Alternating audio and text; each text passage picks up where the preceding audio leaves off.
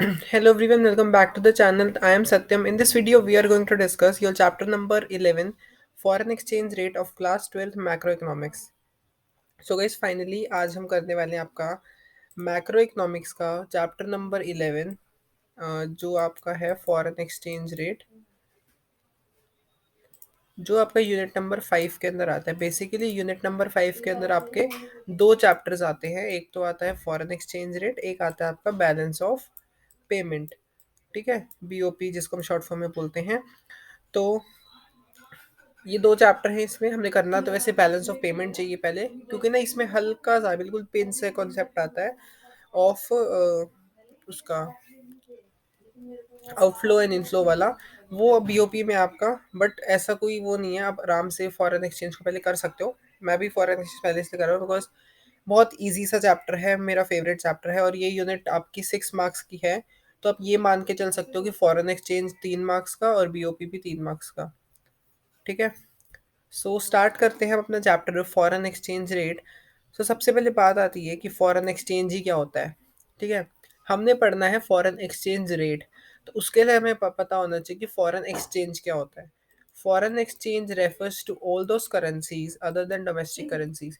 देखो, हमारी domestic currency को छोड़ के जो बाकी सारी करेंसीज है हमारे लिए क्या है, फॉरेन एक्सचेंज है। हमारी डोमेस्टिक करेंसी क्या है, हमारी डोमेस्टिक करेंसी है रुपीज़ इंडिया की। हमारी डोमेस्टिक करेंसी क्या है, रुपीज़ है।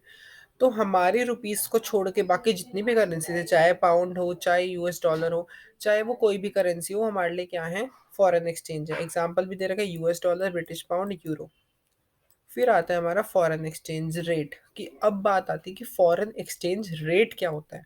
हमने ये पढ़ लिया कि फॉरेन एक्सचेंज क्या होता है, अब हमने पढ़ना है कि उसका फॉरेन एक्सचेंज रेट क्या होता है।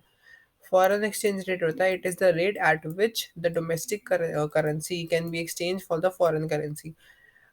फॉरेन एक्सचेंज रेट वो रेट होता है जिस रेट पे हमारी डोमेस्टिक करेंसी फॉरेन करेंसी के बदले एक्सचेंज हो सकती है।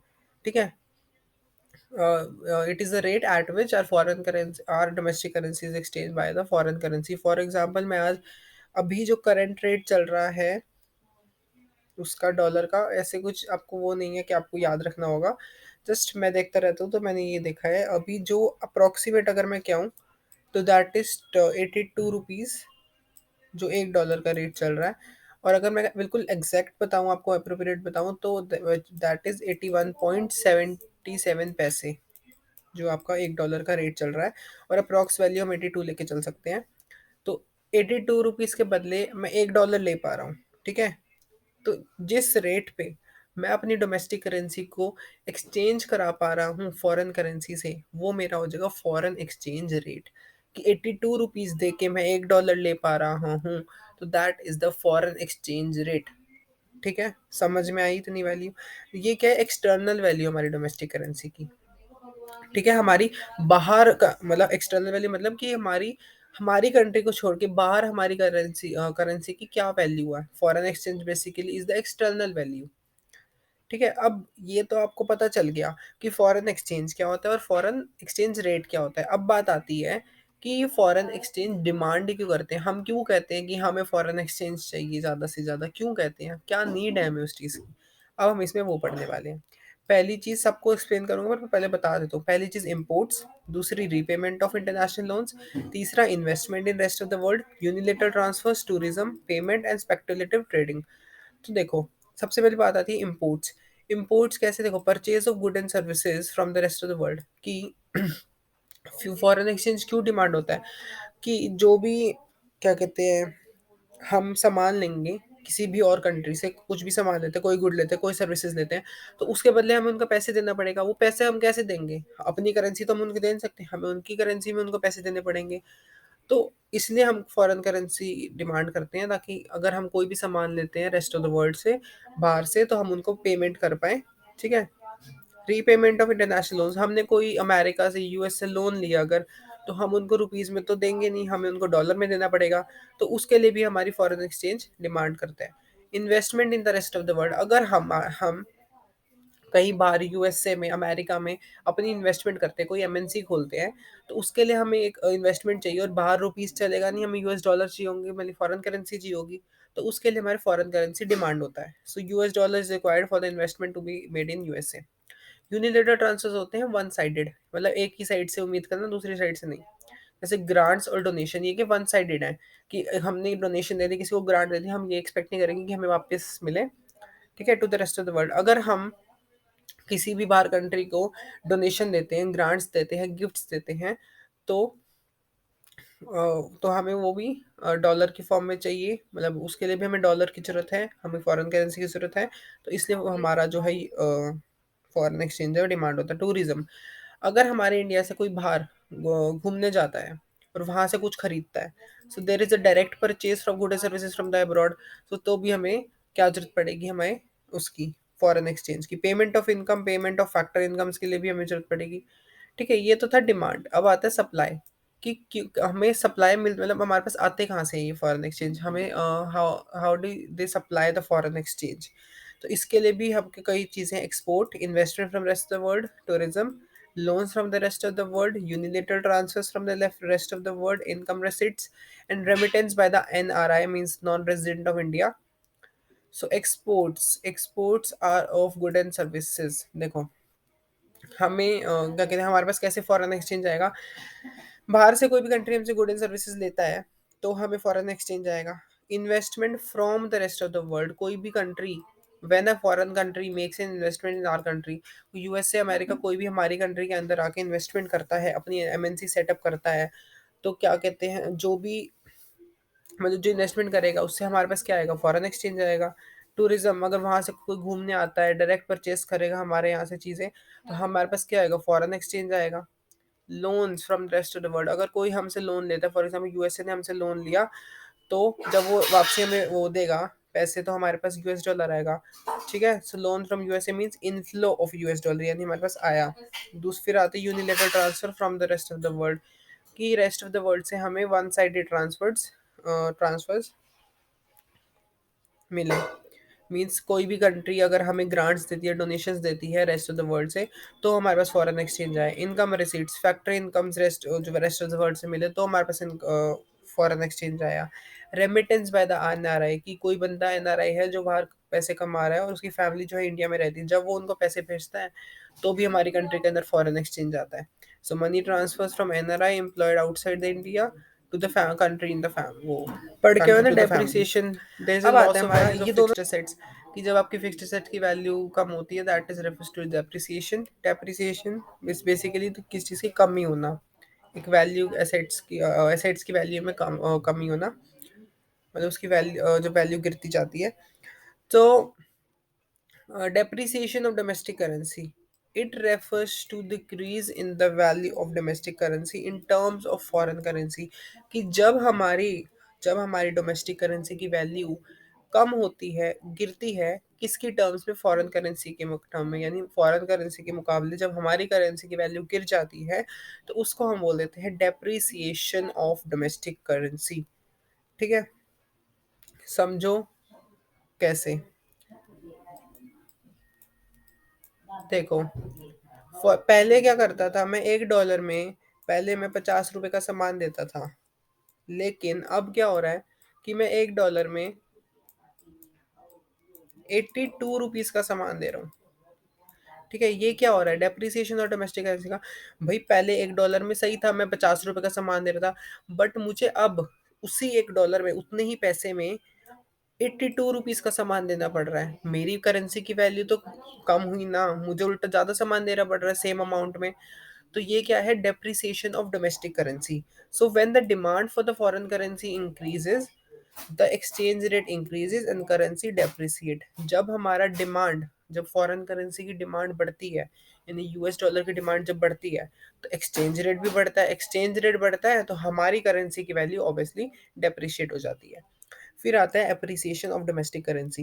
देखो, it refers to the increase in the value of domestic currency in relation to foreign currency, कि जब हमारी डोमेस्टिक करेंसी की वैल्यू बढ़ जाती है अपनी डोमेस्टिक फॉरेन करेंसी के मुकाबले, ठीक है, तो वो हो जाती है अप्रिसिएशन। कैसे, समझो।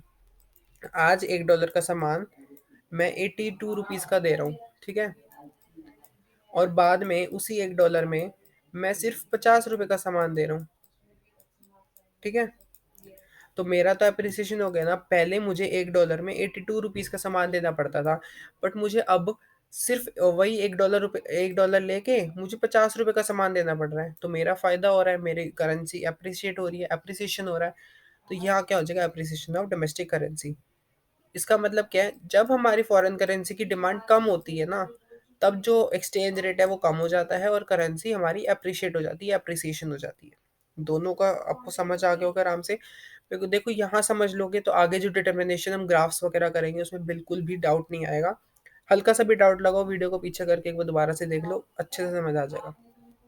अब देखो, नेक्स्ट आता है हमारा डिटर्मिनेशन ऑफ एक्सचेंज रेट। देखो हम एक्सचेंज रेट को डिटरमाइन कैसे करते हैं, कैसे हम एक्सचेंज रेट फिक्स करते हैं कि ये एक्सचेंज रेट अब चलना चाहिए। तो उसके लिए हमारे पास तीन तरीके हैं, flexible exchange rate, fixed exchange rate and manage floating exchange rate. There are three types of exchange rate, flexible, fixed and manage floating. सबसे पहले पढ़ते हैं फ्लेक्सिबल एक्सचेंज रेट। तीनों ही इंपॉर्टेंट है, कोई भी ऐसा सच नहीं है इंपॉर्टेंट, तीनों ही इंपॉर्टेंट है, आपको तीनों ही आने चाहिए। फ्लेक्सिबल एक्सचेंज रेट क्या होता है? It is the rate which is determined by the market forces of demand and supply. It is also called floating exchange rate and free exchange rate. देखो फ्लेक्सिबल एक्सचेंज रेट क्या होता है, ये वो rate होता है जो मार्केट फोर्सेस से डिटरमाइन होता है कि क्या डिमांड, क्या मार्केट में डिमांड चल रही है, क्या सप्लाई चल रहा है, उसके अकॉर्डिंग जो भी रेट होगा वो डिसाइड हो सकता है। फॉर एग्जांपल आपने जैसे मार्केट में आपने पढ़ा होगा कि कोई ये डिमांड है, ये सप्लाई है, तो जो भी रेट प्रिवेल कर रहा होगा ये वही वाला इस पे होता है, फ्लेक्सिबल होता है।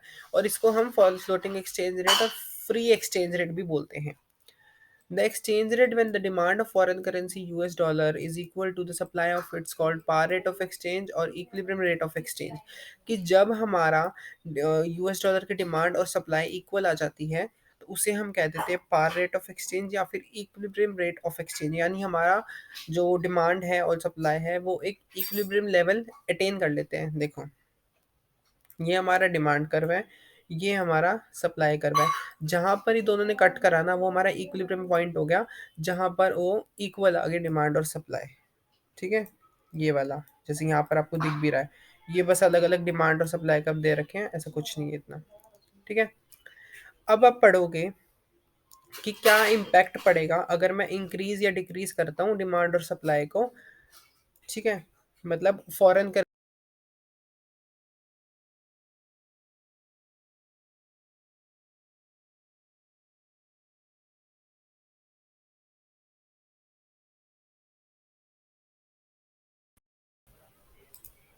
तो देखो जब हमारी डिमांड ज़्यादा होगी तो फॉर एग्जांपल ये आपका कर्व हो गया, ये आपका डिमांड कर्व हो गया और आपका ये सप्लाई कर्व हो गया। ये पॉइंट क्या हो गया, इक्विलिब्रियम पॉइंट हो गया जहाँ पर आपका डिमांड एंड सप्लाई इक्वल होते हैं। ठीक है, उसने बोला आपको डिमांड ज़्यादा होगी। अब आपको पता है इतना तो आप पढ़ के आए हो, ये आपका सप्लाई कर्व है, ये आपका डिमांड कर्व है। आपको इतना तो आप पढ़ के आए हो इन क्लास 11th मार्केट वाले चैप्टर में कि जब डिमांड इंक्रीज होती है तो वो राइटवर्ड शिफ्ट होता है। ठीक है, तो ये राइटवर्ड शिफ्ट हो गया यहाँ पर।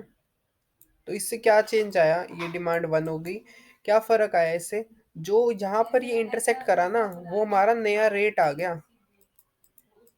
ठीक है, यानी पहले जो रेट प्रिवेल कर रहा था वो ये था और अब जो नया रेट आया वो ये था। तो इससे हमें क्या देखने को मिला कि when there is an increase in demand the foreign exchange rate increases. कि जब हमारी डिमांड, ये हमारा डिमांड कर्व जब इंक्रीज होता है तो हमारा जो रेट ऑफ एक्सचेंज है, रेट ऑफ फॉरेन एक्सचेंज है वो भी बढ़ जाता है। So there is depreciation of domestic currency. Then how depreciation कैसे हुई, अभी हमने ऊपर पढ़ा है कि जब हमारी डिमांड इंक्रीज होती है तो हमारा रेट भी इंक्रीज होता है और जैसे हमारा रेट इंक्रीज होता है तो हमारा डेप्रिसिएशन हो जाती है डोमेस्टिक करेंसी की। सेकंड केस देखो, अगर हम डिमांड में डिक्रीज करते हैं तो क्या होता है। ठीक है, ये आपका डिमांड कर्व हो गया, ये आपका सप्लाई एंड डिमांड कर्व, ये आपका इक्विलिब्रियम लेवल। तो ये this is demand curve, this is supply curve. जब आपका डिक्रीज करता है तो लेफ्टवर्ड शिफ्ट होती है, तो लेफ्टवर्ड शिफ्ट होती है, लेफ्टवर्ड शिफ्ट होती है। अब देखो जहां पर क्या होगा, अब जहां पर यहाँ सप्लाई कर्व से ये इंटरसेक्ट करा ना वो हमारा नया रेट आ जाएगा। तो पूरा पुराना रेट ये था और नया रेट आपका ये आ गया।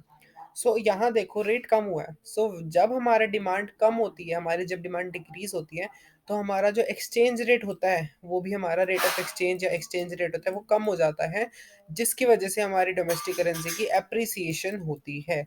ठीक है, एग्जांपल लेके दोबारा नहीं समझा रहा क्योंकि मैंने ऊपर डेप्रिसिएशन एप्रिसिएशन दोनों में क्लियर करा था, टाइम वेस्ट ना करूँ इसलिए मैं दोबारा नहीं बता रहा। बाकी आपको इससे तो क्लियर हो गया होगा कि जब हमारी डिमांड डिक्रीज होती है तो हमारा रेट ऑफ एक्सचेंज भी डिक्रीज होता है, रेट ऑफ एक्सचेंज डिक्रीज होता है तो हमारा एप्रिसिएशन हो जाती है डोमेस्टिक करेंसी की। थर्ड केस है कि अगर हमारी सप्लाई में इंक्रीज आता है तो क्या होता है, तो दिस इज द कर्व, ये हमारा डिमांड कर्व हो गया and this is our supply curve. ठीक है, और ये फॉर एग्जांपल यहाँ ये वाला इक्विलिब्रियम पॉइंट हो गया। ठीक है, अब सप्लाई इंक्रीज कर रही है, राइटवर्ड शिफ्ट होएगी, ये इंक्रीज करी, तो यहाँ जहां पर ही कट करा ना, that is the new rate. तो पुराना रेट ये था, नया रेट ये आ गया। सो जब हमारी सप्लाई इंक्रीज होती है तो हमारा जो रेट ऑफ एक्सचेंज है वो कम हो जाता है, which means appreciation of domestic currency. अब डिक्रीज होगी अगर सप्लाई में तो क्या होगा, देखो ये हमारा कर्व है, ये डिमांड कर्व, ये सप्लाई कर्व। एक सेकेंड, तो सप्लाई कर्व हटाएं, ये हमारा supply curve, supply and demand, ये हमारा इक्विलिब्रियम पॉइंट हो गया।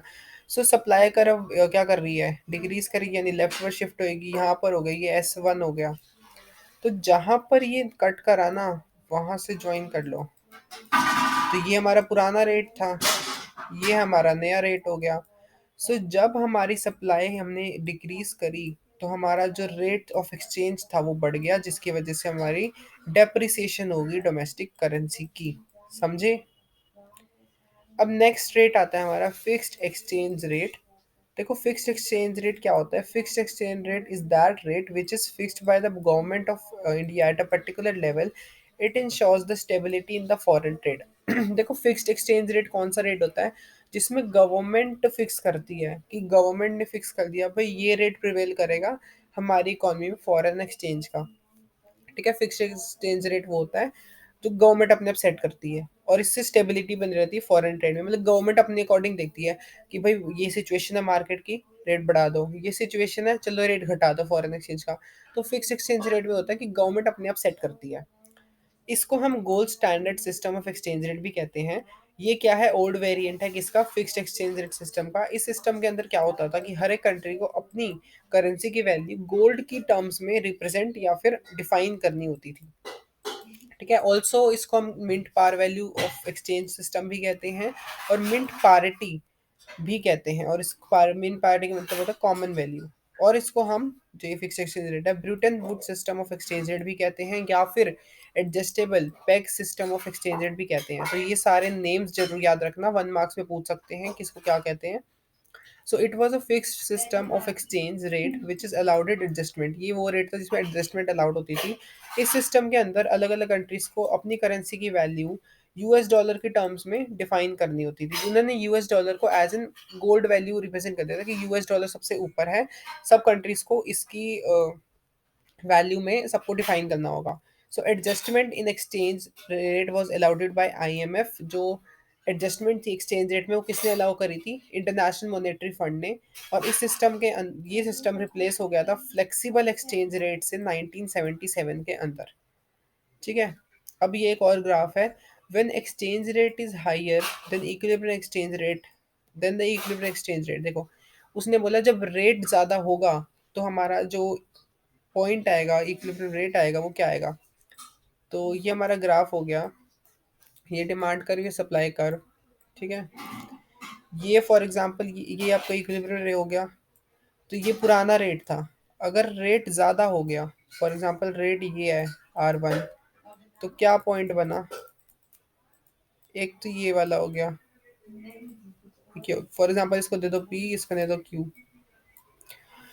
तो जो आपका ये आया, फॉर ये आ गया आपका, देखो क्लियर सी बात है। ओल्ड रेट क्या था, फॉर एग्जांपल पहले मैं $1 में 60 रुपए का सामान ले सकता था, अब उसी $1 से मैं 70 रुपए का सामान ले पा रहा हूँ। तो क्या हो रहा है अब, डिवैल्यूएशन हो रही है। देखो, value of domestic currency has been intentionally reduced by the government, this is known as devaluation of currency. अब क्या करा है कि गवर्नमेंट ने क्या करा, रेट ऑफ एक्सचेंज खुद बढ़ाया है, ठीक है। तो government has intentionally increase the rate of exchange, उन्होंने अपनी मर्जी से करा है। वो क्यों करा है? जो भी सिचुएशन हो सकती है मार्केट में, चाहे मार्केट गिर रही हो, उठ रही हो, जो भी उसका हो, वो उसके अकॉर्डिंग सेट करते हैं। ये क्या अब पहले हम $1 में 60 रुपए का सामान ले पाते हैं, अब $1 में 70 रुपए का ले पा रहे हैं। तो अब क्या हो रहा है, हमारी करेंसी का डीवैल्यूएशन हो रहा है। डीवैल्यूएशन, हमने ऊपर क्या पढ़ा था, डेप्रिसिएशन एंड एप्रिसिएशन, यहाँ क्या हो रहा है, डीवैल्यूएशन। अब पी क्यू क्या है, ये जो है ना, ये पी क्यू पॉइंट, ये क्या है, हमारी एक्सेस सप्लाई है, सप्लाई ज़्यादा है, ठीक है। यानी fall in exchange rate, government will purchase US dollar. कि अब क्या होगा, देखो, जब गवर्नमेंट ने क्या करा, जब अपना एक्सचेंज रेट बढ़ा दिया, तो हमारी करेंसी का क्या हो गया, डीवैल्यूएशन हो गया। डीवैल्यूएशन हो गया, तो अब क्या होगा, रेट ऑफ एक्सचेंज जैसे बढ़ाया गवर्नमेंट ने, तो एक्सचेंज रेट क्या है, अब एकदम से गिरने लगे, और गवर्नमेंट क्या करेगी, एक्सचेंज जो भी ये फॉरेन एक्सचेंज है उनको खरीद लेगी। तो गवर्नमेंट यहाँ पर अपना फायदा देख रही है, इसलिए उसने ये सब करा है। तो गवर्नमेंट अपने अकॉर्डिंग या इकोनॉमी के अकॉर्डिंग ही रेट अप डाउन करती है, ठीक है। और इससे क्या होगा, हमारे फॉरेन एक्सचेंज रिजर्व बढ़ेंगे। अगर एक्सचेंज रेट हमने कम करा इक्विलिब्रियम एक्सचेंज रेट से, तो क्या होगा, देखो, ये हमारा कर्व हो गया, ये हमारा supply curve, sorry demand curve, ये हमारा डिमांड कर्व हो गया, डिमांड कर्व, और इन दी सप्लाई कर्व। तो ये हमारा इक्विलिब्रियम लेवल हो गया। उसने बोला अगर रेट ज़्यादा है, ये रेट है, रेट कम है, सॉरी ये पुराना रेट है, और ये रेट कम कर दिया मैंने, फॉर एग्जांपल यहाँ कर दिया, तो क्या नया पॉइंट आएगा, तो ये यहाँ से कट होके जा रहा है, यानी ये वाला पॉइंट एंड ये वाला पॉइंट, इसको P दे दो, इसको Q दे दो, ये हो गया। सो अब फॉर एग्जांपल पहले $1 में मैं 60 रुपए का सामान ले पाता था, अब उसी $1 से 50 रुपए का सामान ले रहा हूँ, हमारे लिए फायदा है। तो value of domestic currency has been intentionally increased by the government, this is known as revaluation of currency. कि गवर्नमेंट ने इंटेंशनली जो है इसकी वैल्यू इंक्रीज करी, ताकि ताकि जो ये हमारी कंट्री की जो डोमेस्टिक करेंसी है उसका एप्रिसिएशन हो, बेसिकली उसका रीवैल्यूएशन हो जाए। So this is not a revaluation. जब हमारी गवर्नमेंट हमारी डोमेस्टिक करेंसी की वैल्यू बढ़ाती है, देयर इज रीवैल्यूएशन। और जो पी क्यू आया, दैट इज ये वाला P Q, this is the excess demand. Excess demand मतलब RBI will fulfil its excess demand by selling up US to international market. कि अब यहाँ सिचुएशन किसकी क्रिएट हो रही है, एक्सेस डिमांड की सिचुएशन क्रिएट हो रही है। तो अब आरबीआई क्या करेगा, आरबीआई इंटरनेशनल मार्केट में जो भी उसके पास फॉरेन एक्सचेंज रिजर्व्स हैं उसको बेच देगा, ठीक है। अब हम पढ़ते हैं last, manage floating exchange rate. ये मेरे एग्जाम्स में आया था। मैनेज फ्लोटिंग एक्सचेंज रेट क्या होता है, it refers to a system in which exchange rate is determined by the market forces of demand and supply, but RBI influence the exchange rate through its intervention, and this system is also known as dirty floating। देखो, manage floating exchange rate बिल्कुल similar है flexible exchange rate के। फ़र्क इतना है, देखो, ये इस एक्सचेंज रेट में भी यही होता है कि जो हमारा फॉरेन एक्सचेंज रेट है वो डिटरमाइन मार्केट फोर्सेस ही होता है, कि क्या डिमांड चल रही है, क्या सप्लाई चल रही है, डिटरमाइन उसके अकॉर्डिंग ही होता है। बट इसमें जो है आरबीआई अपना इन्फ्लुएंस डालता है, आरबीआई इंटरवेंशन डालता है, और इसको देखता है, और इस सिस्टम को हम डर्टी फ्लोटिंग भी कहते हैं। अब क्यों करता है आरबीआई ऐसा, to reduce the exchange rate, RBI release the supply of US dollar. कि भाई उसको एक्सचेंज रेट गिराना है, उसको एक्सचेंज रेट कम करना है, तो आरबीआई क्या करेगा, जो US डॉलर की सप्लाई है उसको रिलीज कर देगा, उसको रिड्यूस कर देगा, basically increase in the supply of US dollar. अगर उसको US डॉलर की सप्लाई बढ़ानी है, तो आरबीआई क्या करेगा, रेट ऑफ एक्सचेंज डिक्रीज कर देगा। To increase the exchange rate, RBI क्या करेगा, डिमांड इंक्रीज कर देगा US डॉलर की, और जैसी डिमांड इंक्रीज होगी US डॉलर की, तो रेट भी ऑटोमेटिकली इंक्रीज हो जाएगा। अब क्लियर सी बात है, देखो आपको यहाँ पर वही सेम चीज दिख रही है, कि जो आपका एक्सचेंज रेट है डिटरमाइन अकॉर्डिंग टू द, वही होगा डिमांड एंड सप्लाई। बस यहाँ पर आप देखोगे तो आरबीआई जो अपना इन्फ्लुएंस डाल रहा है अलग अलग चीजें करके, दैट्स इट, और कुछ नहीं है। So this was it for your chapter. इतना ही था। ये जो नेक्स्ट टॉपिक पढ़ा रहा हूँ अभी, देख देख लेना वीडियो, फॉरेन एक्सचेंज मार्केट। ये मेरे को क्लियर नहीं है टॉपिक कि ये आपका सिलेबस में है या नहीं है। सीबीएसई वालों के तो आई थिंक नहीं है, बट एक बार आप कंफर्म कर लेना। अदरवाइज जस्ट छोटा सा ही टॉपिक है, समझ भी लोगे तो कोई प्रॉब्लम नहीं है, तो देख लो। बट एक बार कंफर्म कर लेना, आपके सिलेबस में ये है नहीं है। सो फॉरेन एक्सचेंज मार्केट बात आती है, क्या होता है इस foreign exchange market? It is a market for sale and purchase of currencies of the different countries of the world. ये एक ऐसी मार्केट है जहाँ पर आप जो फॉरेन करेंसी है उसका सेल भी कर सकते हो, उसका परचेज भी कर सकते हो, खरीद भी सकते हो, बेच भी सकते हो। फॉरेन एक्सचेंज मार्केट है ये। तो ये इसकी दो टाइप्स होती है, एक तो स्पॉट मार्केट, एक फॉरवर्ड मार्केट। स्पॉट मार्केट होती है जो करंट ट्रांजेक्शन हैंडल करती है, जो एट प्रेजेंट एग्जिस्ट करती हैं, और फॉरवर्ड जो फ्यूचर में है। It is a market which handle only those transaction which are mean to be for the future delivery. जो फ्यूचर डिलीवरी के लिए है वो फॉरवर्ड मार्केट। स्पॉट मार्केट जो अभी करंट ट्रांजेक्शन में है, ठीक है। इसके अंदर आता है स्पॉट रेट। स्पॉट रेट क्या होता है? Rate which prevails at the time when the transaction are made. Spot rate वो हो जाएगा जो उस टाइम पे प्रिवेल कर रहा हो, जो जिस टाइम पे भी ट्रांजेक्शन कर रही हो उस टाइम पे जो रेट प्रिवेल कर रहा हो, that is the spot rate. अब आते हैं फंक्शंस क्या हैं इसके फॉरेन एक्सचेंज मार्केट के, इतने इंपॉर्टेंट टॉपिक में से है नहीं है। तीन फंक्शंस होते हैं हमारे पास: transfer function, credit function and hedging function. Transfer function कौन सा होता है? Transfer of funds from one country to another, एक कंट्री से दूसरी कंट्री में फंड्स ट्रांसफर करना is transfer function. Credit function, arrangement of credit in terms of foreign exchange for export and import. Export और इम्पोर्ट्स के लिए foreign exchange credit का arrangement करना, किसकी टर्म्स में? Foreign exchange. क्रेडिट मतलब लोन, लोन का अरेंज करना किसकी टर्म्स में? यूएस डॉलर की, बेसिकली फॉरेन एक्सचेंज की। हेजिंग फंक्शन क्या है? It reduces the risk of loss of foreign exchange due to variation in the exchange rate. इससे क्या होता है? इससे क्या होता है, जो हमारा रिस्क होता है क्या कहते हैं उसका, फॉरेन एक्सचेंज, फॉरेन करेंसी का लॉस होने का, उससे उसमें थोड़ी मतलब एक्सचेंज रेट में थोड़ी वेरिएशन आ जाती है, जिससे जो रिस्क है थोड़ा कम हो जाता है हमारी फॉरेन करेंसी खोने का, लॉस होने का। ठीक है, this was the hedging function. So I hope आपको समझ आ गया होगा पूरा का पूरा chapter. And this was it for today, and I will meet you in the next video. Thank you for watching, and if you like, share, subscribe and press the bell icon for more updates, and don't forget to like the video. You can follow me on other social media accounts. All the links are given in the description box. Thank you. So अब हमारा एक ही chapter रह गया, BOP which is balance of payment, उसको करके हम macro करेंगे खत्म, and then we will move to Indian economy.